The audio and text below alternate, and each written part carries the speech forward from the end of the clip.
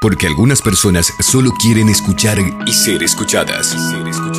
Llega Salvar una Vida, versión radio, un programa con contenido de interés social y dirigido a toda la familia, conducido por Juan Cruz y todo un staff de profesionales. De lunes a viernes, desde las 16 hasta las 18 horas, por La Deportiva, 1120 AM.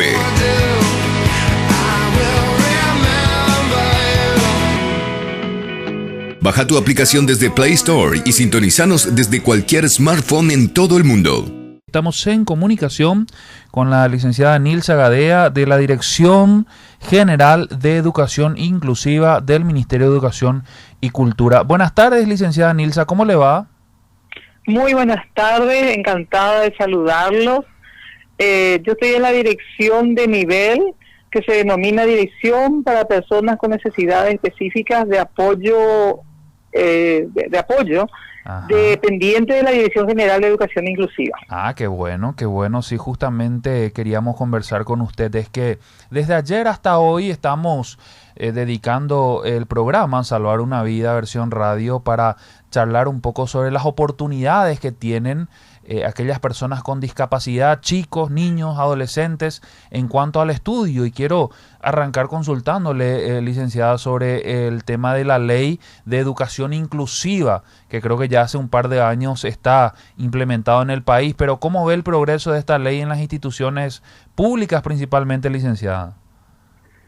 Sí, la ley fue promulgada en diciembre del 2013, regalito de Navidad decimos nosotros. Así mismo. Durante el año 2014 lo que se trabajó fue la reglamentación de esa ley, porque cuando hablamos de ley de educación inclusiva tenemos que imaginarme la amplitud, la dimensión que tiene esta ley, el alcance de la misma. Entonces hubo que trabajar la reglamentación y esto lo hicimos.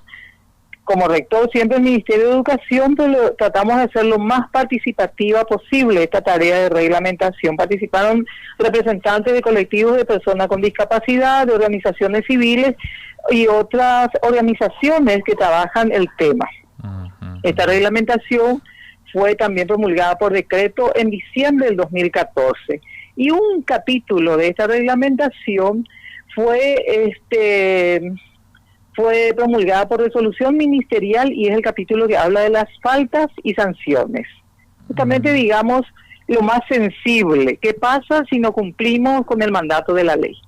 Entonces, a partir de todo ese tiempo, nos pusimos a trabajar justamente todo lo que hace a la inclusión de las personas que están en situación de riesgo o que directamente son discriminadas por el sistema educativo nacional. Y entonces 5 condiciones fueron consideradas para incluir a estas personas. Una de ellas, el grupo de personas con altas capacidades, que en nuestro medio, lastimosamente hasta hoy todavía, pasan desapercibidas porque no tenemos cómo ofrecerle oportunidad. Entonces estamos trabajando en ello. Están también el siguiente grupo, el segundo grupo sería el de los chicos y chicas con trastornos de aprendizaje, que a veces no conocemos muy bien a qué se refieren y los ponemos como personas con discapacidad.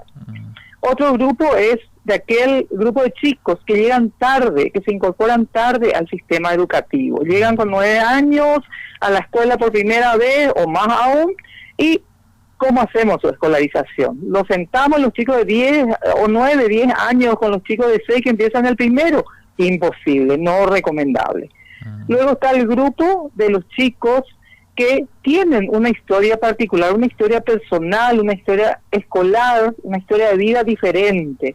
Están ahí los chicos con problemas de salud que requieren de largas internaciones, por lo cual no pueden asistir a las escuelas. Están los chicos que tienen condiciones de adicción, de sustancias tóxicas, situaciones de violencia intrafamiliar, situaciones de jerarquización, un montón de cuestiones. Y por lo que ustedes específicamente nos llaman, dejé para el final, el colectivo de personas con discapacidad. Efectivamente. Y al hablar de discapacidad, hablamos de personas con discapacidad visual, personas con discapacidad auditiva, personas con discapacidad física, personas con discapacidad intelectual y personas con discapacidad psicosocial.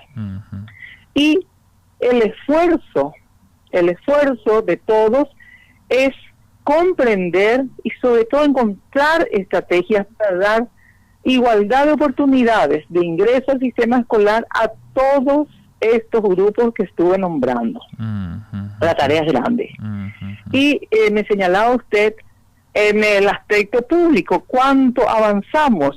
Y yo creo que la misma ley establece que el objeto de esta ley es determinar las acciones a realizar para construir, y la palabra me parece muy importante, construir un modelo educativo inclusivo. Y ahí vamos todos, ahí estamos todos comprometidos. Menciono el primer artículo de esa ley. El segundo artículo refiere a quiénes estamos obligados, todo el sistema educativo nacional, las escuelas de gestión oficial, las que denominamos escuelas públicas, las escuelas privadas y también las instituciones privadas subvencionadas. Entonces, para mí yo pongo ese énfasis. Y lo que usted señalaba era, bueno, ¿qué estamos haciendo? Primero y principal, dar a conocer la ley. A la par que trabajamos la reglamentación, ni bien concluimos ese trabajo y desde el ministerio, desde nuestra dirección, hicimos un cronograma y salimos a los distintos departamentos. Existen 17 coordinaciones departamentales y una coordinación educativa en capital. En total son 18. Salimos a casi todos los departamentos. Digo casi todo porque la gente de Alto Paraguay vino hasta la capital. ¿Para qué? Para que cumpliéramos el trabajo de socialización de esa ley, dar a conocer por qué la ley, qué busca la ley, cuál es su propósito, y con la reglamentación ir informando, socializando de cómo estaríamos trabajando en esta implementación de la Ley de Educación Inclusiva. Ese trabajo es inagotable. ¿Por qué? Porque el instalar la educación inclusiva, instalar ese modelo, supone 3 grandes componentes. Por un lado, las políticas inclusivas, que de alguna manera está dada ya por esta normativa que se suma a las leyes, a los convenios internacionales que Paraguay ha ratificado. Eso en cuanto a políticas. Hay que trabajar la cultura inclusiva. Y estos son cambios bastante importantes en la escuela, la cultura escolar, digamos, de que pensemos en ese todos y no en todos sin tal o cual grupo. Entonces, trabajar la cultura inclusiva alrededor de la escuela y para toda la sociedad. Y el otro componente es el de las prácticas inclusivas. Cómo enseñar multiplicación, por tomar un ejemplo, para el muchachito con una discapacidad visual, para el muchachito con una discapacidad auditiva, para el muchachito con una discapacidad física, el que le impide mover las manos o las piernas o tener una posición determinada, bien sentado, como acostumbramos las maestras de antes. Cómo enseñar a los distintos grupos un mismo, digamos, tema, un mismo componente del currículum o de los programas de tal o cual grado.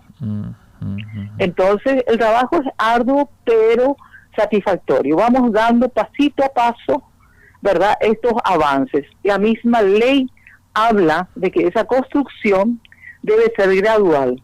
No podemos hacer desaparecer todo lo que estuvimos haciendo durante años y cambiando simplemente con la aparición de la ley el modo de pensar de las personas.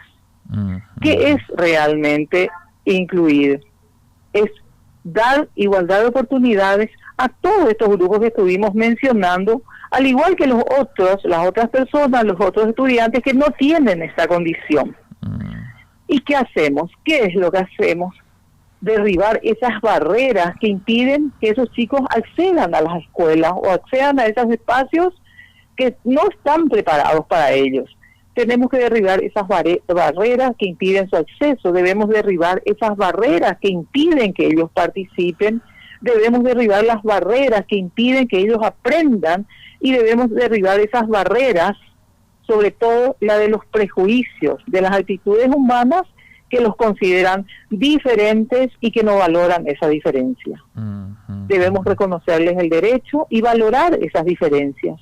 Todos crecemos un tantito más en tanto reconocemos a esa otra persona diferente, la aceptamos como es y valoramos esa diferencia en pro del desarrollo de la humanidad.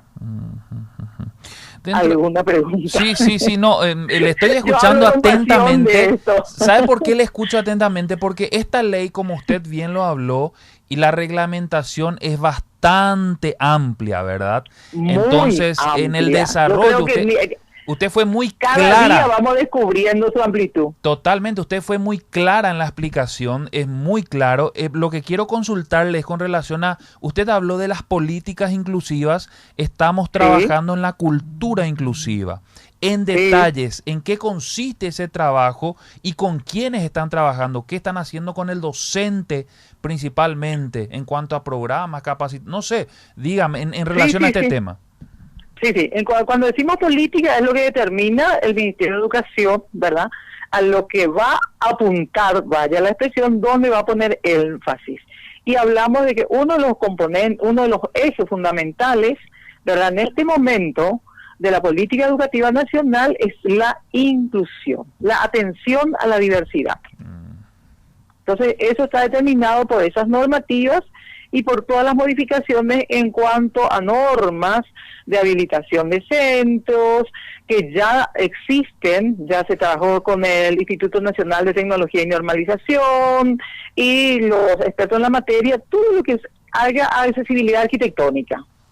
Esas normativas están, la Municipalidad de Asunción básicamente ya está en conocimiento de ellas, desde una organización no gubernamental en alianza con el MEC, se trabajó un pequeño manual de accesibilidad edilicia en las escuelas. Entonces todo aquel que va a construir, que va a pensar, tiene que referirse a esos materiales que ya están, son conocidos, o entra uno en alguna página, hoy día que el internet ayuda un montón, entonces busca y tiene los detalles de cómo deben ser las rampas, de cómo deben ser los sanitarios, de cómo deben ser los accesos en cuanto a infraestructura. Eso por un lado. Por otro lado, tenemos todo lo que vamos pensando ya desde lo más pedagógico, cómo hacer, qué herramientas, qué instrumentos. Cuando yo me refería a la barrera, por un lado está la barrera arquitectónica, que es lo que ya tratamos de derribar a partir de estas normativas en cuanto a construcciones edilicias. Por otro lado están las barreras metodológicas, eso es mucho más pedagógico, por eso decía, de repente ver cómo enseñar un determinado tema a la diversidad, a esa diversidad de niños que están en jardín, a esa diversidad de niños de cuarto grado, a esa diversidad de adolescentes de noveno grado, a esa diversidad de jóvenes. Química, de repente uno piensa, y bueno, ¿cómo se hace con una persona con discapacidad visual? ¿Cómo se hace con una persona con tal o cual otra discapacidad? Entonces ahí se van viendo qué, el cómo. Y como es tan amplio, se va construyendo, tal cual lo dice la ley. Hay instituciones que tienen una mayor experiencia, que incluso antes de la promulgación de la ley ya estuvieron trabajando en esta dirección, simplemente por el hecho de que los chicos estaban ahí y había que darle respuestas. Y había una conciencia institucional o de esos maestros de que la respuesta debía ser la misma en tanto oportunidad brindada que a cualquier otro chico. Las estrategias diferentes. Y habría que estudiar. Por otro lado, la cultura, cómo se crea. Si nosotros no vemos, si no sabemos que existe una persona con tal o cual condición, no pensamos en las necesidades de esas personas. A veces es algo simple. Uno iba a un banco en algún momento, hoy ya está todo más, se hace online, ¿verdad? Pero uno va a un banco y tiene que llenar algún documento y tiene así como unas mesaditas de una altura promedio de 1,50 m. Así es. ¿Qué pasa? ¿Qué pasa con esas personas que no tienen esa estatura? Totalmente. ¿Qué pasa con una persona que llega en una silla de ruedas? Queda por debajo de esa mesada. Totalmente. Entonces, hasta para el acceso, hasta para el estacionamiento. Para todo. Licenciada, disculpe, con relación a la aceptación en cuanto a la institución educativa, va un chico con discapacidad para inscribirse en una institución educativa. Esta institución tiene que aceptarlo sin ningún inconveniente e incluirlo sin ninguna restricción, sin ninguna condición especial, o si implica algún requisito de más. ¿Cómo se trata eso? La ley habla de que nadie puede ser excluido, nadie puede ser suspendido, y sabemos que existe todavía la suspensión, se portó mal, 3 días suspendido, una semana, eso es una falta de la institución, ¿verdad? Y a veces por desconocimiento uno no reclama esos derechos. Hablo de la familia de estos chicos. Cuando un chico cuando una familia llega a una institución, lo ideal y lo que dice la ley es que sea aceptado en esa institución. ¿Qué pasa en algunas instituciones todavía hoy día? Y se asustan los maestros. Yo no creo que haya mala voluntad, ni mucho menos. Se asustan porque si nunca tuvieron, que es lo que señalaba antes, si nunca tuvieron la experiencia de trabajar con una persona en una situación de discapacidad, una situación diferente a la que está acostumbrado, se asusta y la respuesta fácil es: no estoy formado. No estoy formado, no, a mí no me formaron y demás. Y bueno, todos los que empezamos un poquito antes a trabajar y estábamos menos formados y no teníamos la posibilidad de buscar online respuestas o experiencias, pero fuimos buscando cada quien, ¿verdad? Las escuelas especiales existen hace un montón de tiempo, y ni todas, porque cursos de especialización en educación especial, mire que estoy diciendo bien, especial, hubo creo que una o dos ocasiones a lo largo de la historia de los 60 años de la educación especial. Porque no teníamos, hay alguna gente salió al exterior, la que pudo salir, pero no todo el mundo, no el 100% de los docentes. Entonces cada docente iba desarrollando habilidades a partir de su formación básica para dar respuesta a ese muchachito, a esa muchachita que tenía tal o cual condición. Perfecto, lo ideal es que estemos formados, y en este momento estamos en ese punto. Desde el Ministerio de Educación se implementó, ¿verdad?, una serie de cursos de especialización. Los famosos 50 millones que les fueron reclamados no hace mucho al Ministerio de Educación y que hubo sentata y todo. Eso está disponible y ahora ya está siendo ejecutado. Se reclamó en aquella ocasión que no se ejecutaba, y no se ejecutaba simplemente no porque no se hiciera nada, sino porque no hay respuesta. Para educación inclusiva, nosotros tenemos un proyecto aquí a poco, en diciembre estamos empezando el curso de especialización para 1.100 docentes. Hágase idea de lo que es 1.100 docentes. Sí, totalmente. ¿En el área capital? Para todo el país. Para todo el país. Para todo el país, porque a la par, en este mismo momento ya fueron habilitados cursos de especialización en el área de TIC. Para 80 docentes hay otro curso de especialización en el área de gestión curricular y pedagógica. Ya se habilitó para 200 personas el curso de especialización en educación inicial, porque no solo para inclusiva, para los distintos niveles, un déficit que arrastramos hace años es el de la formación docente. Entonces, totalmente. Se está invirtiendo en eso. Eso supone que estos docentes que son del sector público, en principio son becados, dejan sus aulas durante una semana cada mes. Las escuelas, las instituciones, sus instituciones no quedan con los niños libres, digamos, con asuetos, sino que son, ¿verdad?, pagados maestros sustitutos, reemplazantes, para que estos que se puedan hacerlo, porque es una inversión que se está haciendo en tiempo, esfuerzo y mucho dinero, de modo a que tengamos cada día docentes formados que puedan dar las respuestas a las exigencias actuales de la educación. Así es. En el caso de educación, licenciada, disculpe que la interrumpa. Estos 1.100, perdón. Disculpe que la interrumpa, digo, con relación a la aceptación de los alumnos con discapacidad, ¿es un requisito, la maestra integradora para poder aceptar a un chico, o no tiene que ver eso? La maestra integradora responde un poquito a otro momento de este proceso. Los chicos eran, digamos, segregados y estaban en las escuelas especiales. Luego, con el paradigma de la integración, se crearon algunos grados especiales en escuelas regulares. Y el maestro integrador es un poquito, responde a ese paradigma. era el chico que tenía que tener su maestro integrador para poder asistir a la escuela regular. Sí.